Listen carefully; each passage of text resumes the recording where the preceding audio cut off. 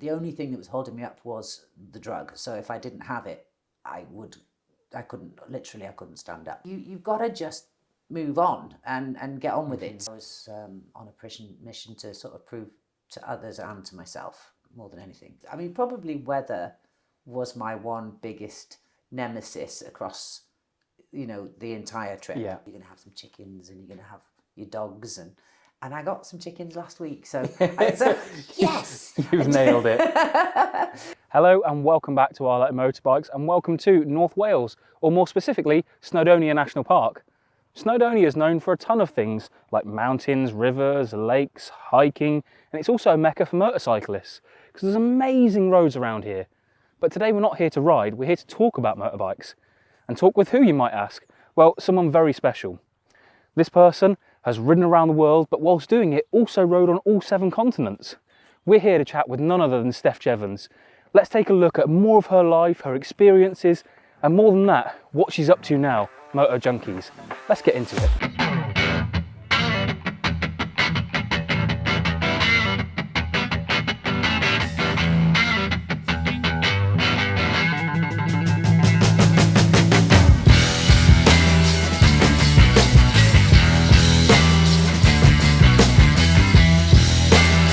Thank you for taking the time, inviting us here and letting us sit down with you for a chat. Obviously a keen motorcyclist, something I'd say you're a proper biker. There's no discipline of motorcycles that you don't like. You pull wheelies, you've been on track days, you've been off-road, you've done proper trips. I don't do anything well, but I do them all, yeah. But before we get into all of that, I want to paint the picture for those that don't know who you are and provide the context of how you got to where you've got. And I think that starts with your childhood and how you grew up and the formative things that, perhaps made you the way you are. Okay, yeah.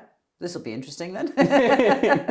So take us back to growing up, to being a child in Wales. Where did you grow up? What was it like? Well, I was actually born in Canada.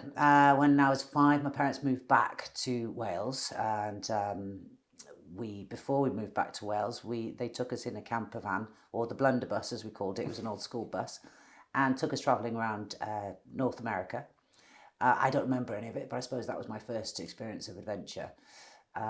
Whether any of it sort of subconsciously stayed there or imprinted on me, I don't know, but I do remember that's where I got my first freckles. So that was their fault. I always blamed them as a child for my freckles. Back in Wales, we lived in a very rural area, a very rural part of Wales, next to a forestry. So I was always in there building dens or out riding horses. So not a bad childhood, really.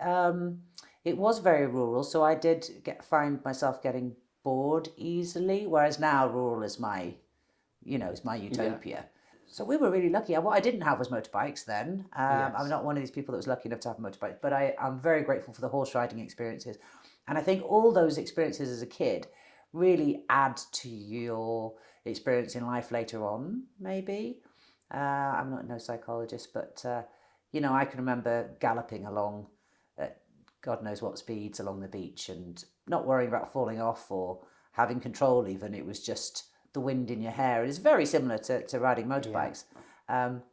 And when I'm off-road riding, some people say you look like you're riding a horse. You ride the bike like you're riding... I'm not quite sure what they mean by that, to be honest. Interesting. But so it all adds, playing in mud, being allowed to go and build dens, all that kind of thing is just, a wonderful way to bring your kids up, isn't it? So. But then if we draw the dots then from that early childhood and then going up into sort of the teenage years, what were you getting up to then? Because well, now we're getting to the interesting stuff, right? So, so as a teenager, I sort of rebelled against everything. I rebelled against being rural. I didn't want to be rural. I wanted to be in a city where life was happening. I wanted to do anything that people told me not to do. I wasn't interested in school. Apart from a couple of classes, but most of it no, because I felt like I got no real respect from my teachers, or so I didn't want to do as I was told. I still don't like doing as I'm told, I guess. So some things never change, but you learn to pick your battles now as an adult, as a 48-year-old. But no, I ended up getting myself into trouble in any way I could, really. Long story short, it was at a time when heroin was kind of prevalent in the area. It was a bit of a pandemic, and so I got involved in drugs, and it wasn't the first thing I tried. You know, there was other things along the way, but that was the one that caught me out really, that I got addicted to, because it's very easy to get addicted to it. And I had a lot of mental health issues at the time, a lot of things not going well for me, and so there was no more reason to try it than not. And so that was an adventure, if you want to, you know, depending on how you define adventure. That was definitely an adventure, not one I care to repeat. Yeah. But I was young and foolish and thought I knew everything, you know. So what period of this life was it? How This was old in were my you? late teens, so I was 18. Yeah, and had you moved away from your parents' home? I What was moved the- away when I was 16. Yeah. Yeah. So within that 2 years, I managed to do a really good job of messing up my life at that time. Of course, it feels like your whole life, doesn't it, when you're young and you think, I've really messed up my whole life. But Yeah. But I think if I'm anything, I'm an example that you don't need to be held to that label or those consequences for the rest of your life. I mean, but at the time I had to be held accountable, and I ended up in prison, having got myself deeply involved in the whole drug scene.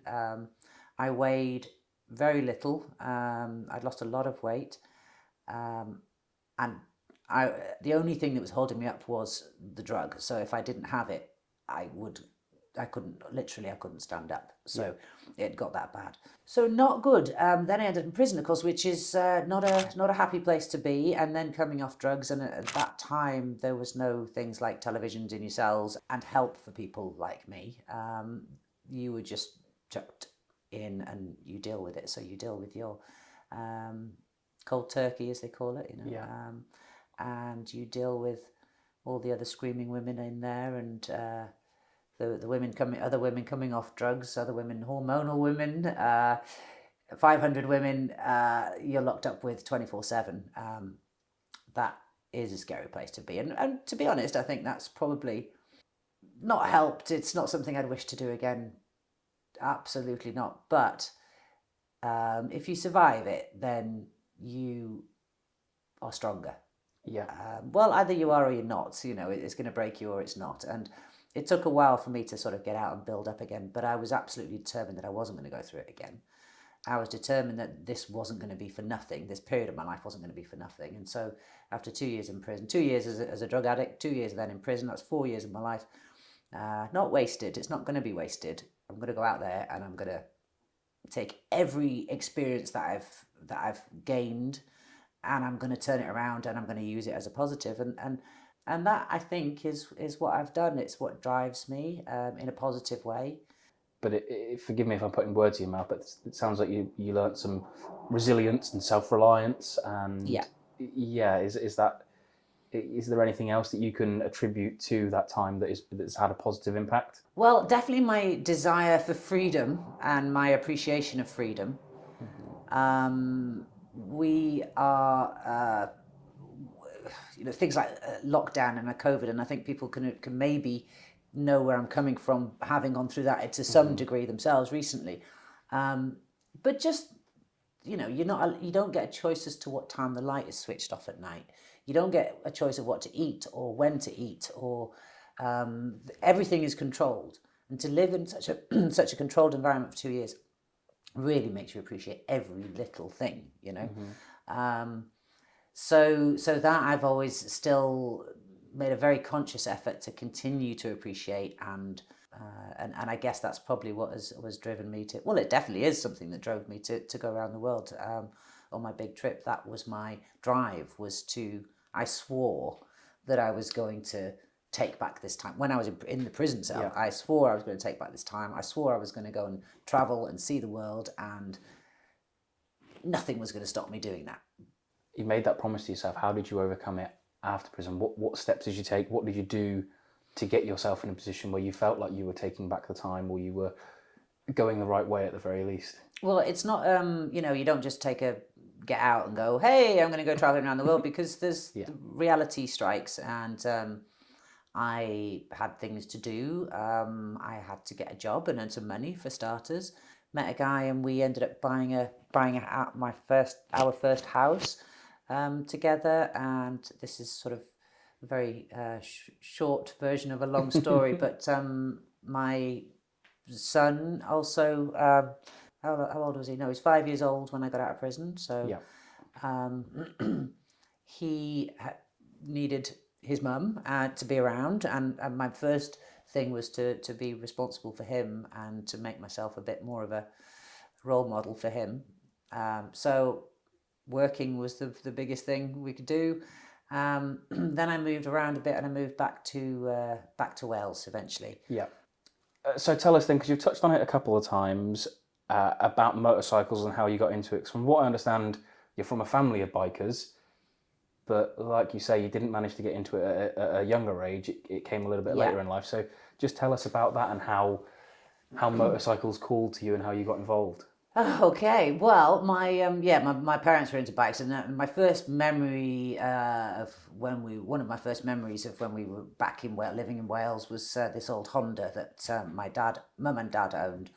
Both had their license, and I don't remember them riding much, maybe just a little bit, and then the bike ended up sort of sitting there rotting, and it was one of those a project bikes that was going to get done up and never did. I think it went to Eddie the Scrap Man in the end. And then there was the guy around the corner who had a very long driveway that went round the back of our house, and he was not legal. He was a kid like me, probably a couple of years older than me, but his dad would let him ride up and down the driveway on this motorbike, and I'd jump over the wall and get on the back of him. And my parents would be like, "Get off that motorbike," you know.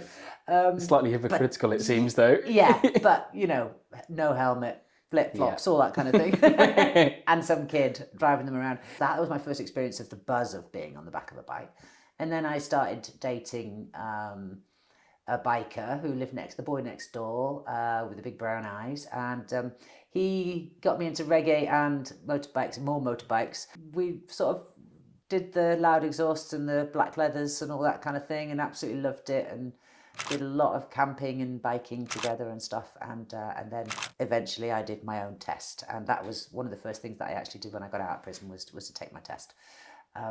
So because I just couldn't wait. It was that freedom thing. It was like, right, come on, you know, what else can I do? So I did that in York. I don't know how many years later that I ended up setting up an off-road motorbike school. And with no experience at all of off-road riding, I'd had a bit of training to go and do a trip across Africa, or across part of Africa, sorry, not the whole of Africa, South Africa, and it was the garden route, Port Elizabeth to Durban or whatever, and it was maybe 1,500 miles for charity. So I had some training for this off-road charity ride, and the instructor was a Dakar rider, and a guy called Nick Exton. There's a few sort of things that link my whole story together, and that's usually drunken nights end up in something. And this was a drunken night between the two trainings. We should go for a drink. Yes. Yeah. But between the two training days, we all got together and had a few beers and a Chinese, and Mick was with us. And we agreed that we were going to, during this tequila, after probably the second tequila, I agreed that we'd set up an off-road school when we got back. Another sort of formidable character, if you like, somebody who was very determined to just get on with things. And so we joined forces and became an off-road school overnight, really, with borrowed bikes and borrowed land. Then Honda came along, but they wanted to do an office day. They wanted to send some people out to. I see. And they were checking us out. And at the end of the day, they said to me, put a business plan together. We're looking for somebody to set up an off-road school for us, and not on the back of a fag packet, Steph. And I'm like, oh, all right, then, fair enough. And so that's what I did. And using my business skills that I'd learned along the way, and put that together. And I asked for 30 motorbikes, 4x4, and a marketing budget. And we went out there screaming with excitement and fear, because actually, where were we going to keep 30 bikes? How do we get insurance for 30 bikes? Where do we get the big enough land for 30 bikes? But we just figured it out along the way, and we became a very successful business for 5 years. And that's when we went our separate ways. The business, the partnership went their separate ways, but it was like, well, do I carry on running a business on my own, or do I follow that dream of traveling around the world and seeing the world and all that kind of thing? You've come to this fork in the road. you decided you want to go off and do a world trip, but from what I understand and from I've read quite a few books from people doing various trips in various different ways, it's not something you can just get on the bike and go. It's not quite that simple. How do you get to the point of decision, yes, this is something I'm going to do, to, I don't know, getting to the metaphorical start line, that point where you actually go, yep, I'm now leaving? I think I'd already started planning it actually before the fork in the road. It was something that I was dreaming of and had already started, drawing on the map and that kind of thing. Oh, one day I'm going to go there, and then I might go that way, and then I might go that way, and then when the fork in the road came, it was like I'd already taken a couple of steps in that direction. So it's like, okay, go for it. Yeah. And so it was just opportunity, and then making that final decision and stepping into that plan and committing to it. And that is probably the most difficult bit, if you like. And I do say it often, is that set a date. You've got to make the decision, and you've got to set a date. And I still live by that now. If you don't set that date, you go, yeah, we'll do that. Yeah, should we go for a pint? Should we go for a drink sometime? Yeah, we'll do that. That never happens unless you go, well, when do we go for a drink? So it's really important to set that date, and then the rest will come. So and I think I planned, okay, in 2 years' time maybe I'll do that, and then I brought it forward, and I think it was like a year in the planning. When I say in the planning, there isn't really that much to do. It's not that difficult. It's just you've got to kind of, or certainly for me, I felt like I was sort of building up to that exit, that moment, really. And but you could just get on a bike and leave. If you've got a credit card, and you stick a couple of pairs of knickers in your bag. It's not a desert out there. You don't go straight into this big, and there's nothing else there. That you can plan and organise and do whatever you want once you've hit the road, as long as you've got money in the bank. I didn't have that much money in the bank, so one of the first things I had to do was to start looking at how I was going to afford to do this. And I can remember putting out there on Facebook that I was going to travel around the world, and I had 10 grand. And I remember somebody saying to me, "Can you really do it on 10 grand? Because if you can, then I'm going to do it." And I went, "Yeah, I reckon." And it didn't cost me 10 grand. It cost me a bit more than that in the end. But and it took me a lot longer than I planned. But for me, I thought, well, I've got. I managed to get a bit more than 10 grand in the end, and I think with a bit of sponsorship money, I ended up with something like 16 grand in my pocket. And my plan was to go for about 18 months. And then when you think about living expenses and shipping the bike and across the water, certain things like that, then I thought, well, I could probably make it last for 18 months. But I ended up out on the road for 4 years, and I'd always said to myself, well, if you can make it last longer than that, then you've succeeded. It's not a race. This isn't. Yes. For me, it wasn't a race. Then you've succeeded because you've managed to adapt and roll with the punches, and it means you're enjoying it too, right? So I just thought, well, this is what I've got. This is what I'm leaving with. You said that you don't have to have everything planned or lined up or all the ducks in a row, if you will, before you set off and go. But how do you make £16,000 that you plan to make last 18 months or 18 months, 2 years, and that turned into 4 years? So you've more than doubled your trip. Yeah. How did you fund the rest of it? Because surely that £16,000 didn't last the whole 4 years. No, it didn't. But imagination is quite a powerful thing, and a need, really. The mother of all invention, a necessity. So the £6,000 that I got from Tim actually did fund my trip to Antarctica. It was exactly £6,000. I just kind of negotiated and worked on that budget. I learnt to write for motorbike magazines. I got a monthly column in Ride magazine, so that paid me a few £100 a month. People sometimes sent me a few quid and said, "Buy yourself a good meal, woman, for crying out loud," and I learnt to live very, very cheaply. So I camped a lot. I bought cheap food and I cooked it myself, and I didn't quite go as far as roadkill, but I would have done if I'd have needed to. The pure generosity of people willing to give someone who's willing to give it a go a leg up, if you know what I mean, then it's just amazing. And that's the thing. Though these are the worries that you have before you leave. Well, what happens if this? What happens if that happens? What if I run out of money? What if this? What if that?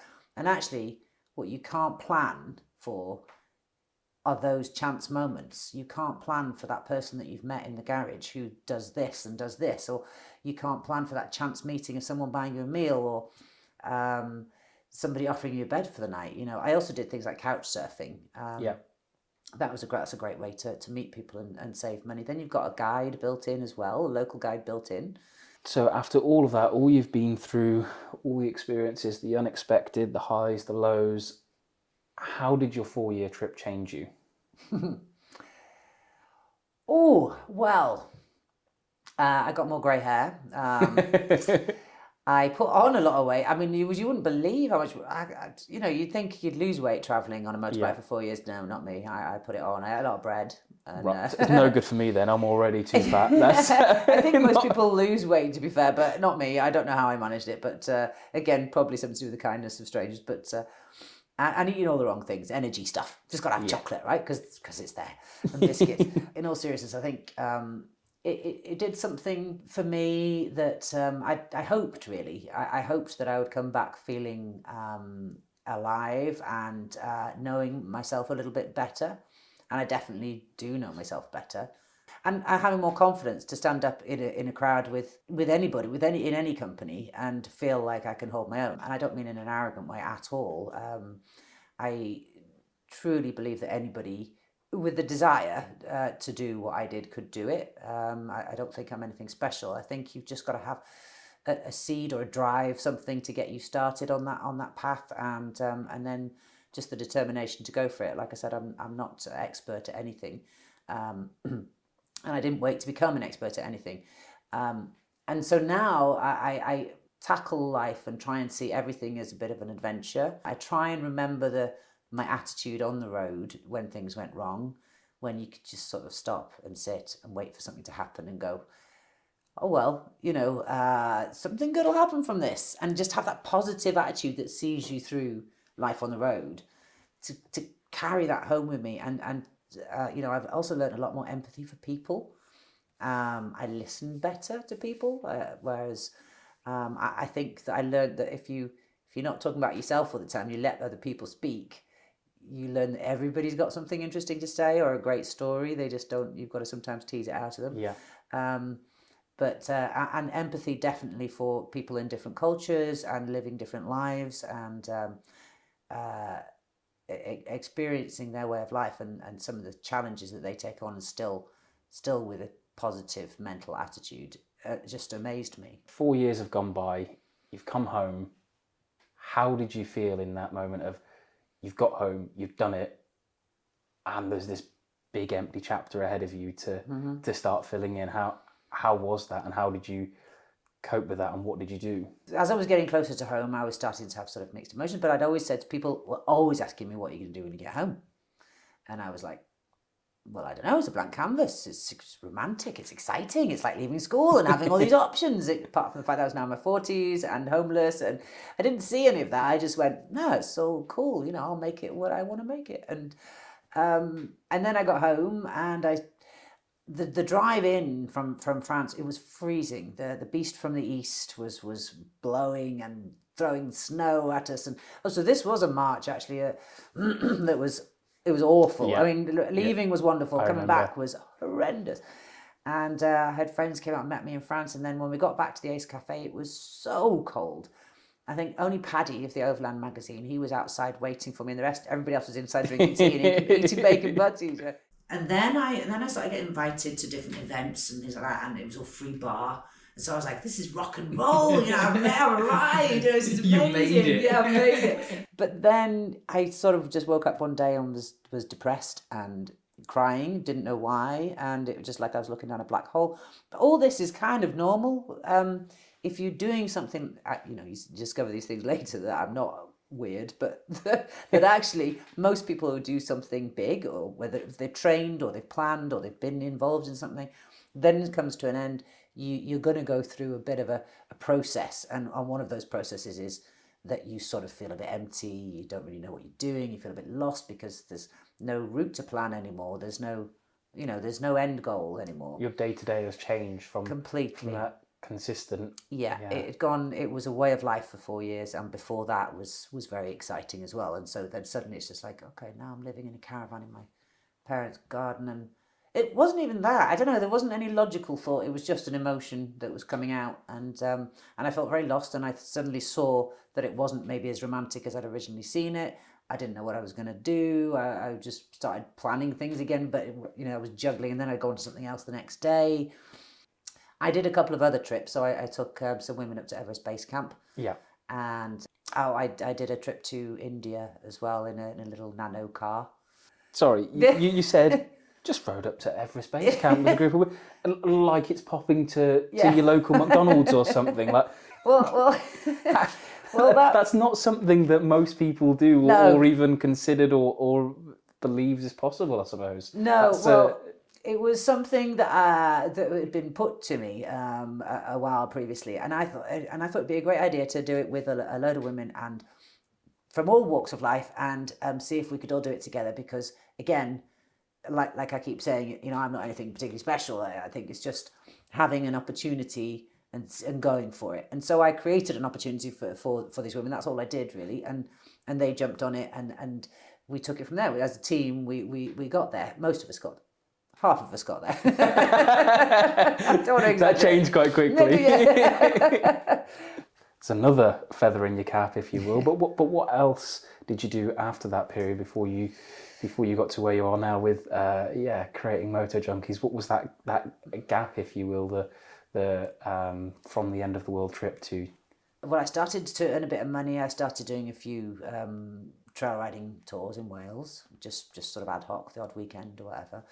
And then I did that trip to the Himalayas, and then I just before COVID hit, I did the recce to India to go back to a place where I'd ended up having quite an experience because of the heat, and Ranthambore area, and the heat had been so extreme. I went back there in February and did a recce for a charity drive that we were going to do in one of the silliest cars in the world.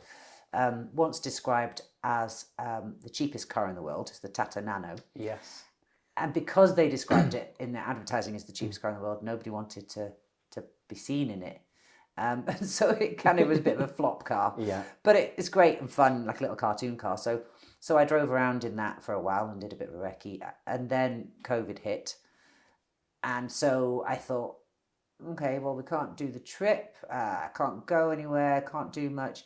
And then I thought, because I'm quite list driven, I have to have a list, and I tick things off the list, and I get a little bit of serotonin every time I take something off the list, and then and my list suddenly went zoom when COVID hit, and I was like, wow, because there's no point doing that now, no point doing that, and so it was weird for a bit, and actually quite nice for a bit, and I did more walking, which I love doing, and then I thought, hang on a minute, I've got a book to write, and so I picked up the draft that I'd started and whittled away for a while, for about a year, and just kept myself locked away as everybody else was doing anyway. Yeah, and that's where I found out about you actually. Was that book? Got that book for Christmas. So yeah, you've done all those trips. How did you get to the point where you set up Moto Junkies? You decided that was something that was worth pursuing, and you wanted to, like you touched on previously, bring that opportunity for people to have their own mini adventures and have a sort of community to bring people from all different areas and get them to have enjoy something that you've enjoyed. Well, that's it in a nutshell, really, is that's what I wanted to do, and was to share it with people, and because so many people have the desire to do something a bit different, but I also wanted to. It wasn't just sharing that with other people and helping them along the way, but it was also showcasing Wales, if you like, because I love Wales, absolutely love it, and I wanted to find something I could do here with my dog by my side, and obviously which I couldn't have when I was travelling, and something I missed massively. But to have this place that we've now got was way beyond what I dreamt of. I just wanted a little place where, like I said, a map room, somewhere where people can have good coffee. And then the rest Wales does for you, because it's got amazing roads and trails and all that kind of thing. And to be able to share that with people is a dream come true, for sure. And people often say, do you miss, do you miss traveling? I said, well, I still get to travel. I still get to take people with me. We do tours in Portugal and Pyrenees and all that kind of thing. But I get the best of both worlds, and I get to share it with people. And much as I love doing trips on my own, I also love sharing it and experiencing it with people. It's two very different worlds, really. We always get nice people. They're very open and friendly, and they're up for anything, and they're up for the challenge, and they're supportive of each other. And we get people mixing from early 20s to 80s, all in the same room and sharing stories. And that, as I said before, is something that I think we should all do more of, is listen and share. And I love that community thing as well. And occasionally I need to go away and just have a little bit of me time, and then I come back out, and thankful, I'm surrounded by brilliant people who share my passions of nature as well. And it's not just all about motorbikes, it's enjoying what's around you at the same time. So tell us, for those that won't know Moto Junkies, they walk in the door having never heard of you, they've just signed up. What do they get? What is the experience? What is it that you offer? Okay, well, there's two things really. So there's Moto Camp Wales, which is now our new base, which we took over 8 months ago. I said it's the old golf course, and we've got lodges there and camping and pods, and so people can just come and do a weekend here on their own if they want, or with some friends, and they can go off and do their own thing, whether that be hiking or biking or whatever, because you can literally walk from the door here into amazing walks, or you can join a Moto Junkies event. It could be trail riding for the weekend with a group of like-minded people. It could be road riding. You can come and do some training. You can either do bespoke training, or you can do group training. So like Train for Trails I've never done trail riding and I want to learn. And this is the building blocks, and this is where you can build up. And often people start there, and then they go on to level 2, and then they go on to the trail ride Snowdonia, where they come and do the weekend, and then they might come and do Portugal with us or whatever. So we often get a lot of repeat customers, and who just watch their journey building, and I love that. So yeah, it's all things bikes and otherwise, anything outdoorsy really. I think it's really poetic to call it Moto Junkies, and then when they get their first taste of it, they keep coming back. They can't get enough of it. Yeah, it's really poetic. So a couple of questions to finish them. What do you think are important attributes for a traveller to succeed in something like a big adventure, whether it's not a full year round trip, but maybe it's a couple of months, whatever it might be to that person? What's important for them to focus on to allow them to succeed? Being brave initially, and going against what everybody might be telling you, and doing it anyway. As they say, feel the fear and do it anyway. Yes, it's very hard not to put some cliches in there, and I've tried my best, and I still came out with it. But it's true. That's there for a reason, and it is. It's terrifying, and it doesn't make you. You don't feel brave.